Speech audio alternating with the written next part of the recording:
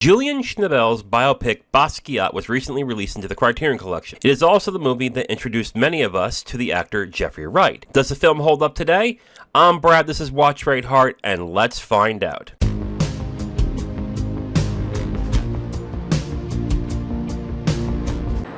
Samo. You got a real name? Jean-Michel Basquiat. Well, that sounds famous already. The biopic of the artist Jean-Michel Basquiat. This is a review of the film Basquiat starring Jeffrey Wright, David Bowie, and Gary Oldman, directed by Julian Schnabel. It has a Letterboxd score of 3.4 out of 5, an IMDb of 6.9 out of 10, a Rotten Tomatoes of 67% fresh, and a Metacritic of 65. As for accolades, it's on the Criterion Collection spine number 1260. I gotta be honest, I forgot this film existed until I went to the Criterion Collection. I remember hearing about this in '96 and getting a little bit of buzz, but then quickly dying off. And I kind of forgot that Jeffrey Wright was in this. But I will say this right off the bat. Great performances by Jeffrey Wright, David Bowie, and Claire Forlani as well in this film. Wright does an incredibly good job as Basquiat. I found his character to be very interesting in how he portrayed. I'll be honest, I have no previous interaction with anything with Basquiat, so I don't know exactly what the guy was like, but I definitely like the character that Wright was portraying. I think he did a really good job. Bowie, I was very surprised by.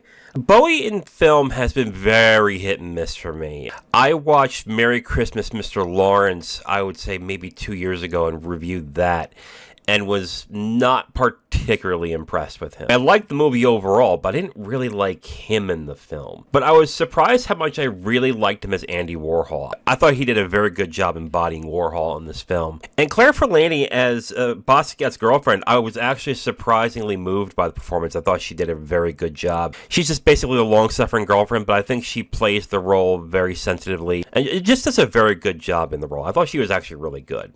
I also liked how the film takes a little bit of a different, more interesting feel for a biopic. The film really isn't a straight one-for-one biopic. It doesn't go this and this happened and this happened and this happened. It tries to embody somewhat of what Basquiat's mindset was, I believe, and what he also dealt with while being in the art scene. And I think the film does a good job of showing that, and it just feels a little bit different than most biopics. And I think Schnabel's direction in the film, in certain scenes, is also really good. I think specifically showing the mindset of Basquiat and how the film is edited and the decisions that he made, I think were actually pretty clever and well done. I also like the color and vibrancy of the film.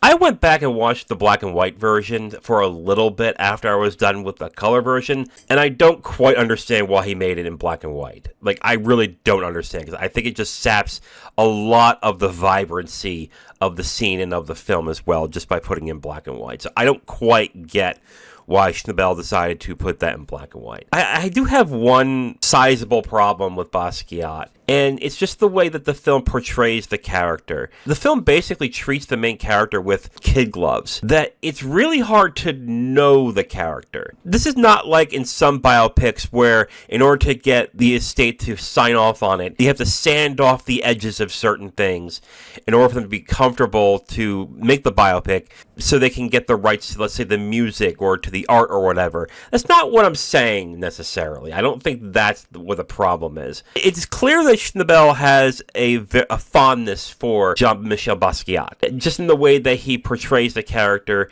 how he shows how the character is, what he goes through, and it's just in a way where it tries to put it in a light, not that is, I wouldn't say it's overly sympathetic. I get it to a certain extent, and it works just to show what he goes through and how he reacts to things, but I want to know more about him and what makes his art so important and so loved. And I felt like I got none of that, or barely any of it. I see the reactions of people looking at the art and being amazed by the art, but I myself am not understanding what makes this art so good. To me, that's a problem twofold. One, do I understand this type of art that well? No, not really. So that's a problem on my end. But also, I want to understand his importance, and I just don't feel like the film really showed that at all. It showed what the scene was like in the 80s. It showed what he went through throughout that scene, how he was treated, but it didn't tell me much about him and what made him important. And I think that was the biggest problem I had with the film. It's a film I overall did like, but I wanted so much more out of it, and it just kind of felt like I got a love letter more than I got a story about a person. Which, a love letter's fine, but I would have wanted a lot more coming out from this film. And with every episode of Watch Rate Heart, I not only give you my opinions of the films, I also give you the opinions of the Letterboxd community. This one is from Kaylee. Kaylee gives it 3 stars out of 5, and Kaylee says, "Oh my god, the casting director went crazy with this one, and I love it so much." Yes, actually, the casting, really good in this film. I absolutely agree. When I saw David Bowie in the film, I was like, oh no. Honestly, him being Warhol was actually brilliant. Basquiat's work is incredible, and his story heartbreaking. I saw this film during the last Criterion sale, and it looks so interesting, and I'm so glad I gave it a watch.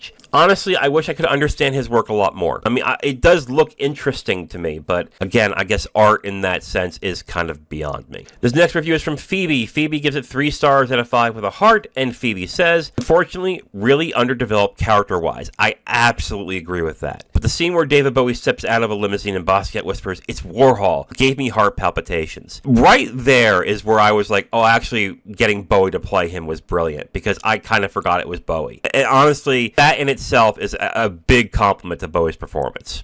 This next review is on the lower side. This one is from Kevin Kookman. Kevin gives it 1 star out of 5. And Kevin says, "In the Criterion Collection for its singular achievement of whiffing the easiest layup in art house history, quite bland, becomes flat out bad when you learn that Schnabel intended this as a personal tribute. Good soundtrack, albeit incredibly white soundtrack, but bangers nevertheless." I kind of like the soundtrack. I don't know about the descriptor that he gives it.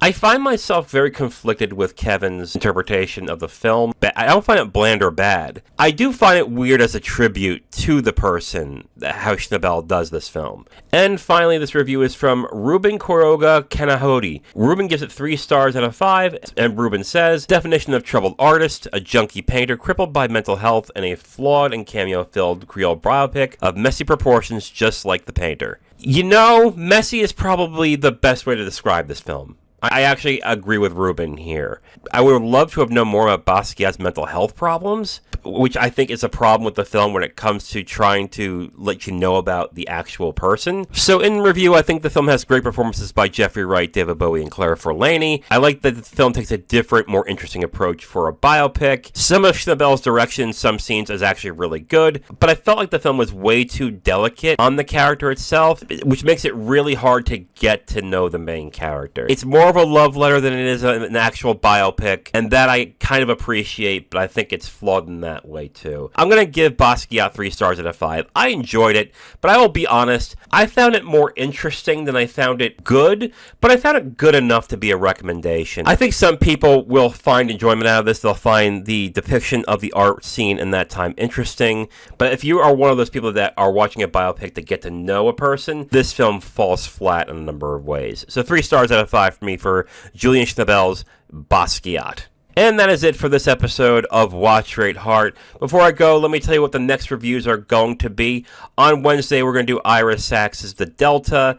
And on Friday, we're going to do a review of the Spitfire Grill. If you liked any of the reviewers I've highlighted in this episode, you can check out the video description for a link to their Letterboxd profile, and be sure to give them a follow and let them know that Brad from Watch Rate Heart sent you. You can follow me at Letterboxd and X at Watch Rate Heart. Please like and subscribe if you enjoyed it, and share with your friends.